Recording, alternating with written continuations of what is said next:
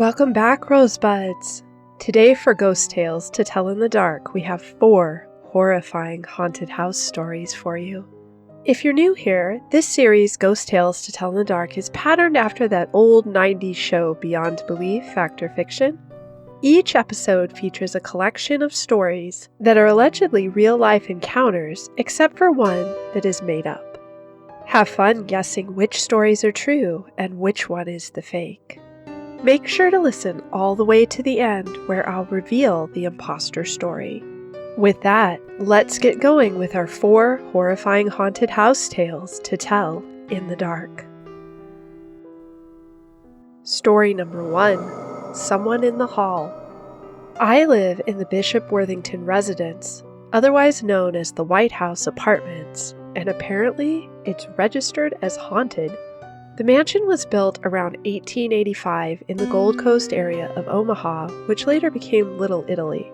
After Bishop Worthington moved out, the mansion was converted into a hospital, then a hospice, and then finally an apartment complex. Considering its history as a medical building for so many years, one could assume that a lot of people died on the property. Ironically, it's also right next door to a funeral home. You can find several articles and apartment reviews online that involve ghostly encounters from past residents. These include an apparition of a woman in a white gown who will smile at you and then disappear, and an eerie tapping sound after 2 a.m. that travels down the hallways. No one can figure out the source. When I moved into the apartment building and overheard that it was haunted, I just thought the neighbors were joking. Didn't give it much thought. That was until a few months later when I started having a few encounters of my own. One evening, I was watching TV with my now ex-girlfriend, when all of a sudden in the kitchen, the cord on my toaster that was hanging off the edge of the counter started swinging back and forth really fast, and the plug smacked against the counter, almost like someone walked by and hit it. We stared in disbelief for a good 15 seconds before it stopped moving, and I just thought, well, that just happened. Another time I was hanging out in my bedroom late at night, and I kept hearing what sounded like someone dropping things in my living room. I went out there, only to find a couple of my things knocked off a shelf. I put them back on the shelf, and about 15 minutes later, it happened again. And no, I don't own a cat.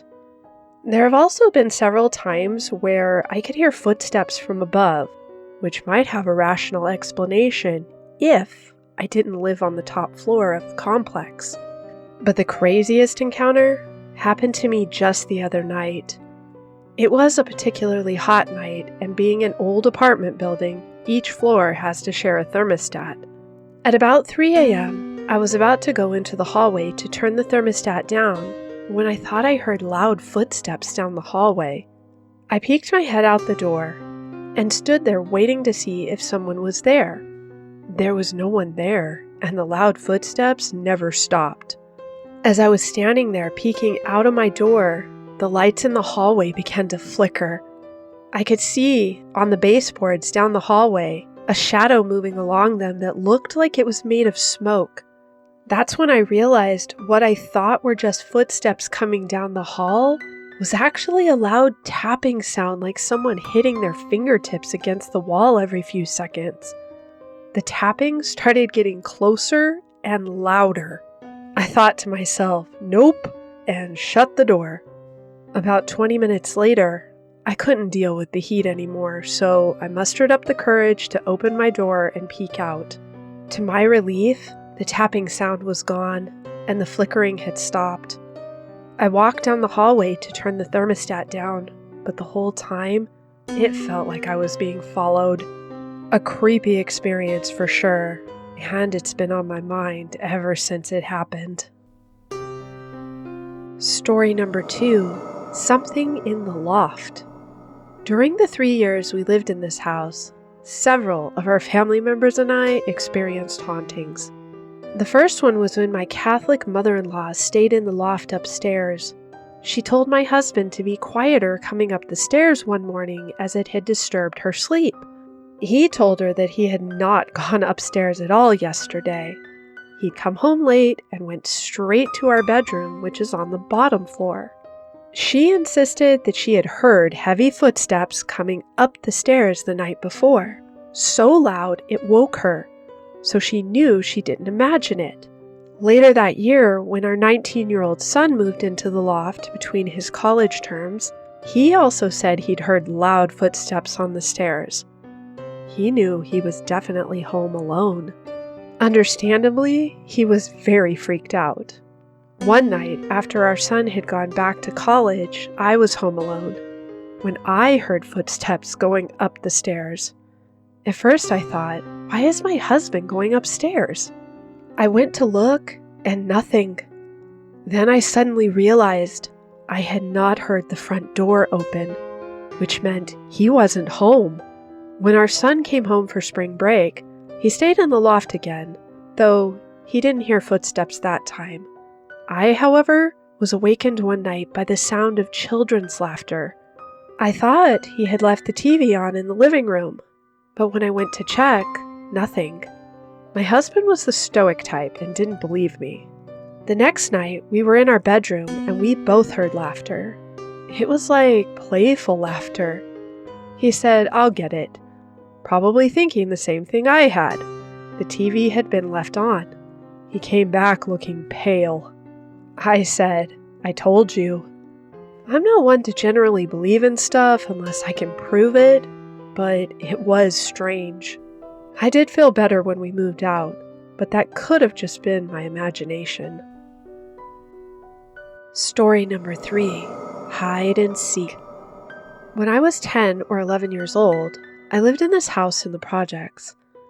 I'm sure there were deaths in that house. If not that house, the neighborhood. In the 3 years I lived there, the neighborhood had several drive-by shootings and gang members getting killed or druggies ODing. The house we lived in was tiny, maybe only 600 square feet with one bedroom. My mom slept in the bedroom, and my brother and I slept on the pull-out couch in the living room. Basically, the living room was our bedroom. That's kind of irrelevant, though. Shortly after we moved in, this little girl, about my age, started showing up at the front door. It was summertime, and we had a screen door and windows.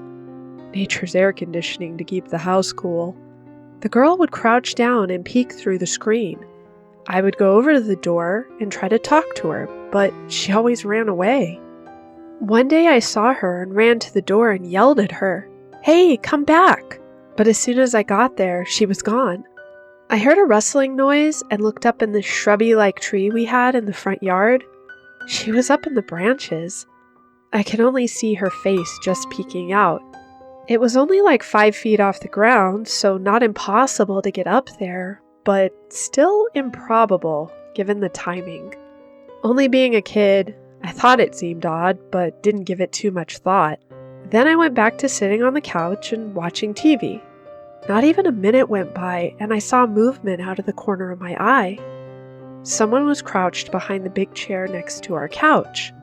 I thought it was my little brother, even though I was sure he wasn't home. Maybe he came through the back door, and I hadn't noticed him? I stood up and went to the chair. I peeked behind it, about to yell at my brother. It wasn't him. I stumbled back and my breathing amped up. It was the same little girl. It was only a second before I moved forward to look again, and then she was gone. Later, when I was older, I thought back on it, and my theory, she was a poor victim of the depressed neighborhood we lived in, and she was a lonely spirit.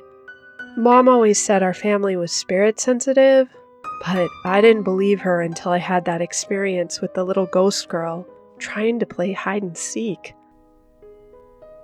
Story number 4, the phone in the nook. My sister told me this story when I was in high school. Before I was born, my family moved into an old house that was built sometime in the 1940s. It had a lot of antiquated design features. At the time of its construction, these amenities were very modern. One such feature was the phone nook. This was a small shelf in the center of the house for a phone. We're talking like those old rotary phones, if you know what that is. Households only had one phone at a time, and they were connected to a landline. When they moved into the house, there was an old black rotary phone with white numbers on the dial sitting in the nook. Though it was no longer plugged in, my parents still kept it as a nostalgic decoration. My sister said that she would pretend to answer the phone sometimes, playing make-believe games like house and such. One day she picked up the line and heard a dial tone coming from the phone. Not sure what to do, she told our mom. My mom thought it was all part of a game, so she picked it up and was going to pretend talking when she heard the dial tone too. She dropped the phone in shock. After that, she picked it up and put it in the closet. Later that week, my father asked where the phone was, and my mom told him she put it in the closet. He asked why, but she just said that she wanted to put something else in the nook. That night, my sister said their conversations over dinner were suddenly interrupted when the phone in the closet started ringing. The table fell silent. My mom got up, went to the closet, grabbed the phone, and threw it in the garbage can outside. It kept ringing the whole time until it was in the can. When she came back, she told our dad that we needed to find a new place to live. Well, Rosebuds, that brings us to the end of today's episode. Before I do the reveal for our creative fictional story, don't forget to smack that thumbs up button and subscribe. Also, if you enjoyed today's episode, why not share it with a friend? It really helps us out more than you might realize. Do you have any suspicions about which one the imposter story is? Leave us a comment and tell us which one you think it might be. Alright, on to our imposter reveal. Story number 3, Hide and Seek, about the child who discovered a ghost child running around the house trying to play hide and seek with them, was our fictional story today.